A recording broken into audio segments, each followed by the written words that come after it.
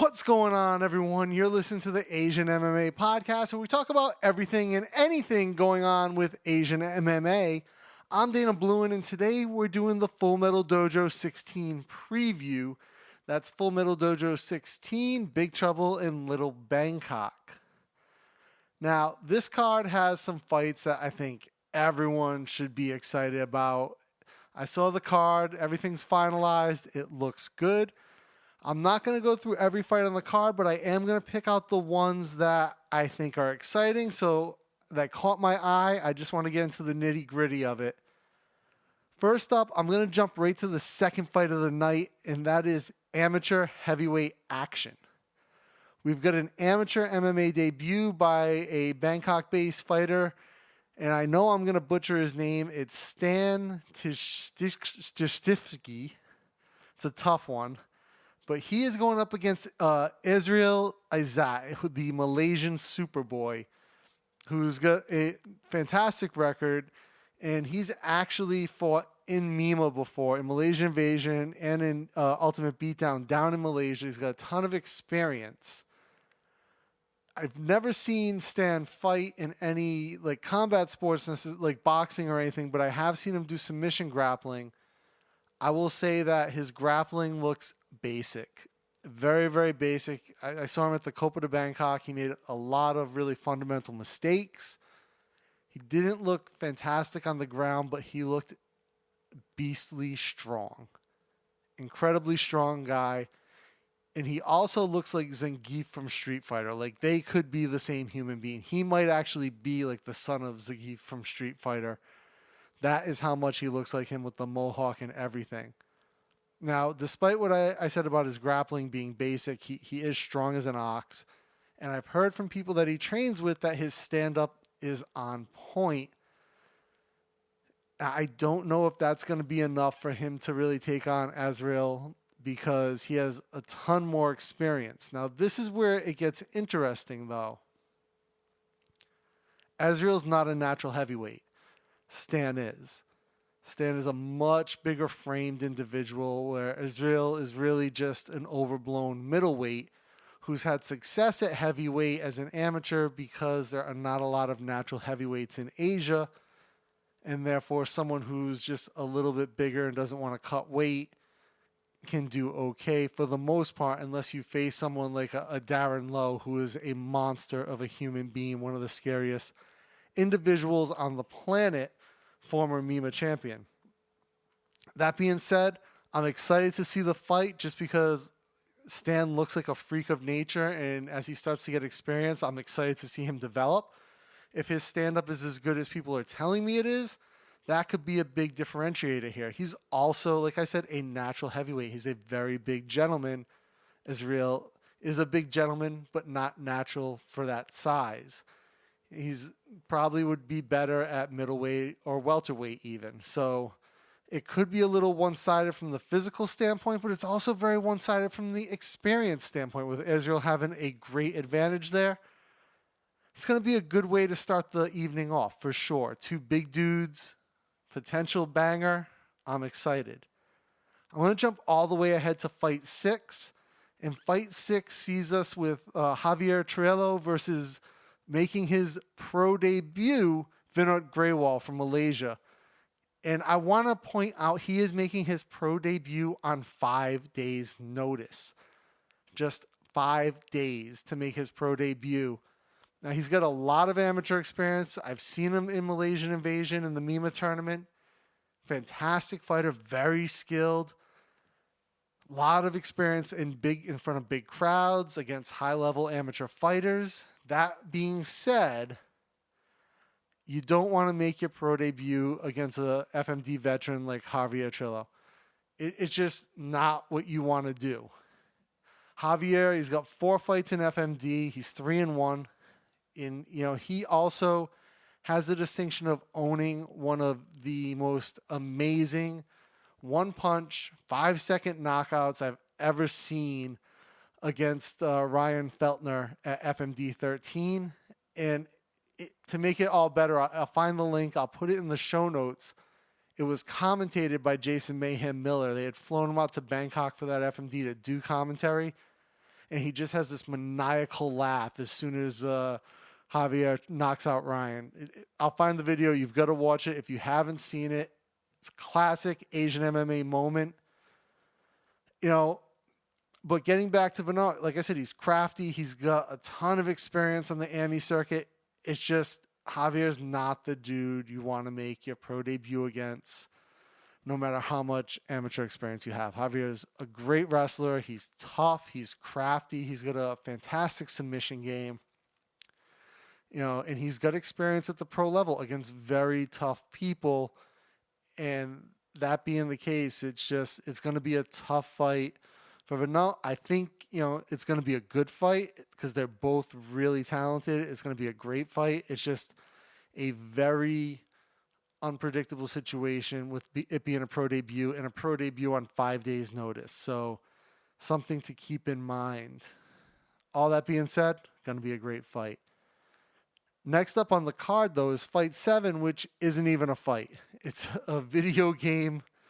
I guess it's a fight because it is Tekken, but it's two pro fighters in Peter Davis and Nik Harris, who have both made a successful transition to e-gaming, taking part in a Tekken fight under what is being referred to as Full Metal Gaming. I know John Nutt, the promoter of FMD, has talked to me in the past about his desire to move into esports and do something in that arena.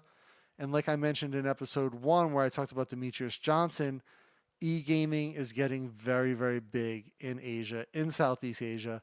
So I think this is a smart play. And Peter and Nick are two guys who have great personalities and have made successful transitions from combat sports into other areas of life, such as pro gaming, social media influence, things of that nature.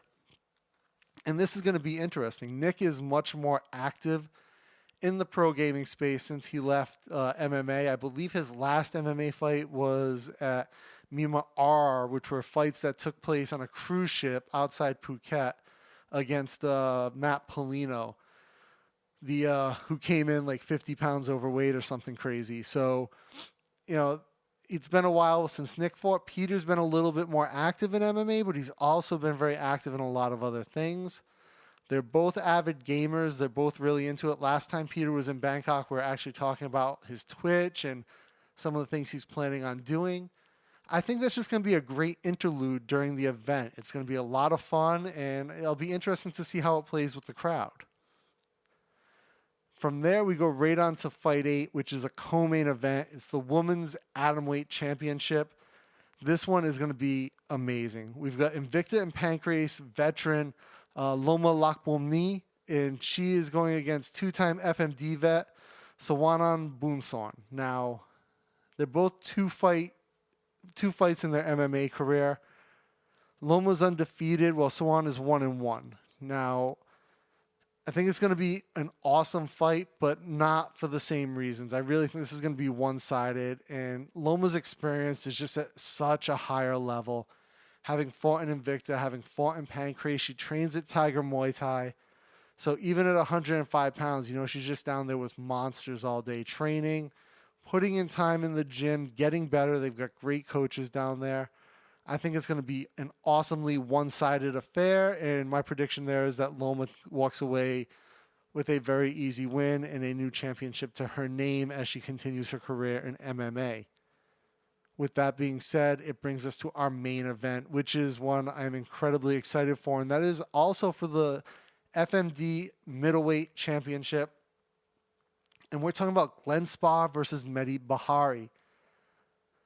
Anyone who's followed Asian MMA for any amount of time knows who Glenn Sparv is. He's a veteran of the sport down here. He actually headlined the very first FMD. I believe that was even his pre-mullet days. Glenn has an amazing mullet. He's got a record of 18-5. He's got a ton of experience. I've seen him fight in Thailand before. I've seen him fight in China. He's been all over. He's fought the top guys in the region. He's a very crafty, experienced veteran. He's a smart fighter, and he's just well-rounded. He fights out of Tiger Muay Thai also. That 18-5 record, it's a ton of experience under his belt. He's going to bring a lot to the table. Mehdi, not so much experience, but he is a beast. He's 4-0, but up until his last fight, he had only fought in Malaysia. So his first 3 fights in Malaysia, he fought his last fight at Full Metal Dojo, got a win actually against Javier, who's on this card also. And that fight in itself, I'll find a video from FMD does a series called The Highlight Zone. I'll put those links in the show notes. He actually took one of the most devastating nut shots I've ever seen. Any guy out there who's even had something breeze by knows how sensitive it is. Mehdi's cup broke. He takes a minute to rest, pulls his broken cup out, and swaps it with someone else who had already fought that night. Swaps it for a new cup, goes back into the fight, recomposes himself, and goes on for the win. Now, in the fights I've seen from Mehdi, he's very strong. He's incredibly strong, has great wrestling. He's Iranian, lives in Malaysia. His wrestling pedigree is phenomenal. His submission game is on point. I just don't think at this stage Mehdi has the experience to beat Glenn. I think the experience is going to be the factor here. But that being said, at the rate Mehdi's getting better at his strong foundation of skills, in a few more fights, he could be one of the most dominant forces at middleweight in Asia. It could be unstoppable. But right now, my pick for this fight, and I don't think it's going to be an easy fight. I think it probably goes to decision, and I think that's why Glenn gets the win. I think his experience, his craftiness is what's going to separate him in this fight. And I see Glenn winning by decision, taking home the first middleweight championship in Full Metal Dojo. Now, those are the fights I'm most excited to see on the card. I'd love to know what you guys are interested in. Leave some comments down below. Look at the card. I'll leave a link to it. You know, if you're interested in some of the other fights, you think I left it out, let me know. What do you guys think about that amateur heavyweight fight going on too? Do you think, you know, a debut that's a natural heavyweight is going to do really well against a very experienced but kind of oversized middleweight? And what do you think about Mehdi and Glenn Sparv? I mean, to me, it's just that experience level is out of control, but I'd love to know what you guys think. Do you think Mehdi, being kind of 4-0 but still relatively new, is going to be able to do well in an early championship fight in his career? Comments, let me know. Now, stay up to date with all things Asian MMA. Be sure to subscribe to the podcast on iTunes, Google Play, YouTube, Facebook, wherever you find content. I'm going to try to put it there. I'll have all the links in the show notes, like I said. Check it out.